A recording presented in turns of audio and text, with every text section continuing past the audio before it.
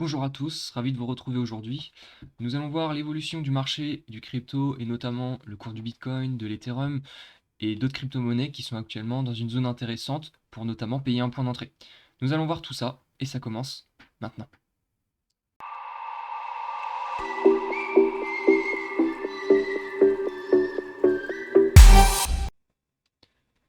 On se retrouve aujourd'hui avec une map plutôt dans le rouge.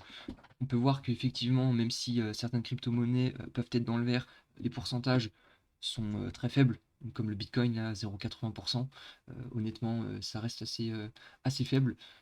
Même si certaines crypto-monnaies, comme par exemple le ADA Cardano, a pris 5% en 24 heures, l'ensemble du marché reste dans le rouge, hein.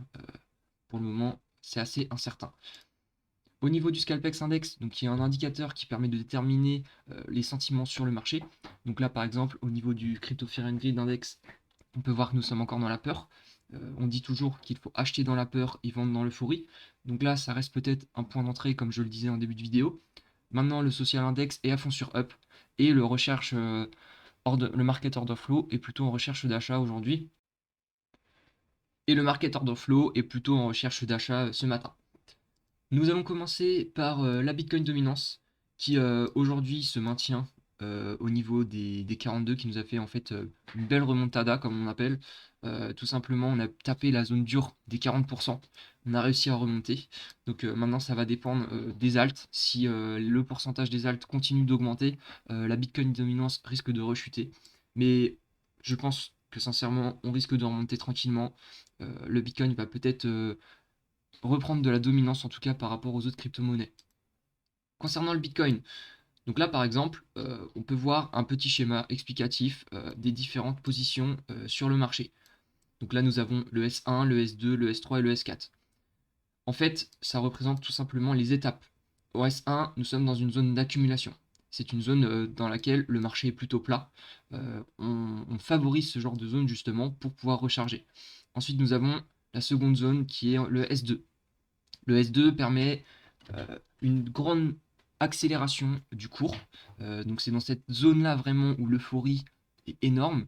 Euh, Quand on a le social index qui est à fond sur up ou sur le vert en tout cas et dans l'extrême grid, donc l'extrême grid étant vraiment l'euphorie totale, souvent c'est en S2. Le S3 reste une zone assez mitigée. Euh, on peut le voir par exemple lorsque nous étions ici, nous avons eu un S1, une zone d'accumulation, un S2 qui arrive ici, et ensuite nous étions en S3. Et après le S3, on arrive sur un S4. Le S4, la zone de chute. Donc tout ça, on peut le retrouver assez facilement au final sur les marchés. Peut-être que ici nous étions finalement en S1, que là nous attaquons notre S2. Donc ça, c'est après à voir en fonction de comment va se comporter le Bitcoin sur les prochains mois, prochaines semaines en tout cas. Donc d'ici la fin décembre, les traders vont clôturer leur position. C'est-à-dire qu'effectivement, en novembre, nous avons une belle chute. En décembre, nous risquons également d'avoir un petit mois de transition.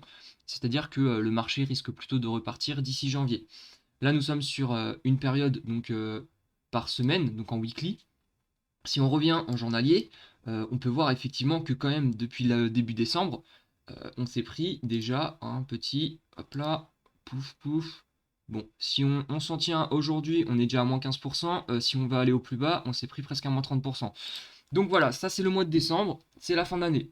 Maintenant, c'est pas dit qu'en janvier, enfin, ou plutôt qu'en ce moment, déjà on va peut-être ranger, donc c'est-à-dire qu'on va fluctuer entre deux bornes qui sont là et peut-être là. Donc tant qu'on maintient en fait cette zone, donc cette zone dure, on va dire des 46 000, 47 000, on ne pourra pas faire de plus bas. Tant qu'on reste ici, ça ira. Ensuite, peut-être qu'effectivement, à l'avenir, on va continuer à faire ça tranquillement. Et puis, pouf, ensuite, au mois de janvier, on va repartir. Pour le moment, on n'en sait rien. Tant qu'on maintient cette zone, ce qui est sûr, c'est qu'on est reparti sur une période de hausse.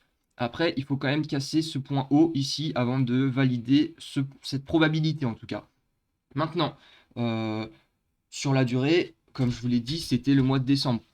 Donc, on ne sait pas encore vraiment comment ça peut se passer, mais au vu de la situation actuelle, d'ici le 16-17 décembre, on va sans doute avoir encore un petit peu de baisse. D'autant plus que nous avons un marché parallèle au marché spot, donc qui est en fait le marché initial du Bitcoin, qui s'appelle le marché futur. Le marché futur, c'est quand on vient parier à la hausse ou à la baisse sur le cours. Aujourd'hui, on peut voir donc que les expirations, notamment pour le 17 décembre, nous avons un max pain price à 50 000. Donc on a de fortes chances qu'on se maintienne autour des 50 000, puisque l'intérêt des plateformes, c'est de gagner de l'argent, et donc de faire perdre de l'argent à tous les traders. Donc si on reste autour des 50 000, ce sera la zone justement où les personnes vont perdre le plus d'argent. Donc voilà, donc là il faut quand même le garder en tête que d'ici le 17 décembre, on va sans doute avoir un prix, voilà, même d'ici le 24 décembre, donc vous voyez que d'ici fin décembre même 48. Donc voilà, on risque de ranger en tout cas entre la borne basse des 46-47 jusqu'au peut-être 50-51 pour liquider le plus de personnes. Donc maintenant, nous passons sur le TH. Il risque de se comporter comme le Bitcoin, tout simplement, puisque ils ont souvent des tendances similaires. Actuellement, on peut voir donc, que le MACD, donc, qui est un indicateur également basique dont je vous ai parlé hier, il a croisé bearish, c'est-à-dire que nous allons peut-être probablement tranquillement ranger ou chuter jusqu'à la fin décembre, pendant au moins encore quelques jours, voire quelques semaines. Et ensuite, il risque de faire quelque chose comme ça, comme on peut le voir hein, là ici. Il va faire comme ça, et là cette ligne elle va aller comme ça. Et là, au moment où ils vont se recroiser, ce sera là où ça va repartir à la hausse. Maintenant, si ça vient tout juste de croiser bearish, c'est-à-dire que nous avons justement quelques jours ou quelques semaines de latence. Donc, nous n'allons pas partir à la hausse tout de suite. En tout cas, c'est une certitude. Maintenant, on peut voir qu'on a retapé la zone dure de l'ancien plus haut, qui est autour des 4000 $. Donc 4000 $, cette zone est intéressante. On peut voir qu'il y a une forte résistance ici. Enfin, un bon support, pardon. Euh, donc voilà, maintenant, si ça se trouve, il va continuer à ranger comme le Bitcoin, voilà, entre ces deux bornes. Donc ces deux bornes entre 4000 et 4008. Il faut espérer que on ne passe pas justement les 4000, parce que si on descend en dessous, après voilà, on sera plus autour des 3000. Ce sera la prochaine grosse résistance. Enfin, le prochain gros support. Donc voilà ce qu'il en est sur l'Ethereum en tout cas. Ce n'est pas forcément intéressant d'y rentrer pour le moment puisque nous allons rester dans cette phase de range.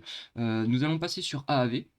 Donc AAV qui est un protocole qui permet en quelque sorte de déposer donc, de la crypto-monnaie et ensuite d'avoir un certain rendement en déposant cette fameuse crypto-monnaie. Donc nous avons des rendements plus intéressants que le livret A, hein, ça je vous en ai déjà parlé hier. Là, on peut voir qu'effectivement, on a cassé son point le plus bas qui était autour des 188. Ça peut être intéressant de se positionner. Maintenant, évidemment, on peut toujours chuter encore un peu plus bas. Peut-être qu'on ira retrouver les 125 ou s'appuyer sur la dernière zone de support autour des 160. Donc là, si on maintient la zone des 160, on peut se dire qu'effectivement, ça peut être un bon point d'entrée. Comme je vous le disais, il y a certains tokens, en tout cas certaines crypto-monnaies, qui sont soit en phase de S4, donc comme on a pu le voir dernièrement sur le Bitcoin, ou soit dans des phases de S1. La phase de S1, elle va se retrouver comme ça. Alors, tchac, hop là.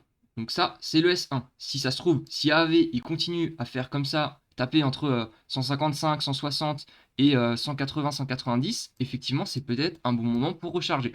Maintenant, il faut encore peut-être attendre. Vous pouvez toujours placer un ordre, ça ne coûte rien, et ensuite peut-être essayer d'attendre le prochain point bas, qui pourrait peut-être être autour des 125, 130 si jamais on continue de chuter.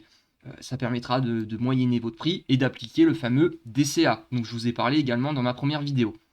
Je vais également vous parler maintenant d'un autre altcoin qui est ICP. Donc ICP, comme on peut le voir, je vais vous cacher tout ça, ce sera plus lisible. ICP, comme on peut le voir, en fait, il, vraiment, il y a des baleines qui achètent autour des 27.